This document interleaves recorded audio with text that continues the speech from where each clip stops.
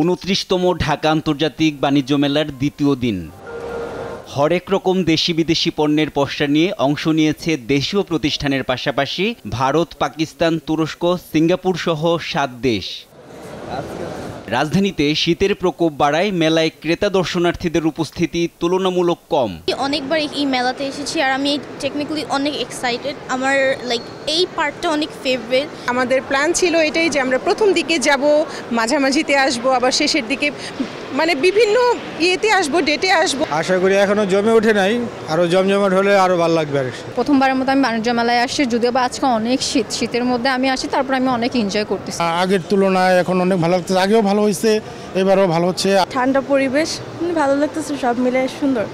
বিক্রেতাদের প্রত্যাশা ছুটির দিনগুলোতে বাড়বে বিক্রি ও ক্রেতা সমাগম। এখন এই শহরে অনেক শীত, সেই হিসেবে আমাদের শীতের পোশাক অনেক প্রচুর।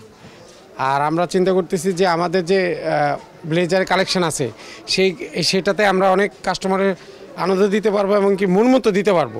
We respect to the Kashmiri Bangladeshi people when they come to Kashmir. We respect them. They know all. So we hope they will come, they will take our goods, we'll be happy. প্রত্যেকটি পণ্যের উপরে 50% পর্যন্ত discount চলছে। সবাই মেলায় এসে আমাদের পণ্যগুলো কিনবেন এবং আমাদের দেশি পণ্যের সাথেই থাকবেন। মাত্র তো শুরু হয়েছে, সামনে দিক দিয়ে যাতে আমাদের সবকিছু ভালো হয় ইনশাল্লাহ, আমরা সেই চেষ্টা করে যাচ্ছি। মাসব্যাপী ঢাকা আন্তর্জাতিক বাণিজ্য মেলা চলবে সকাল 10টা থেকে রাত 9টা পর্যন্ত।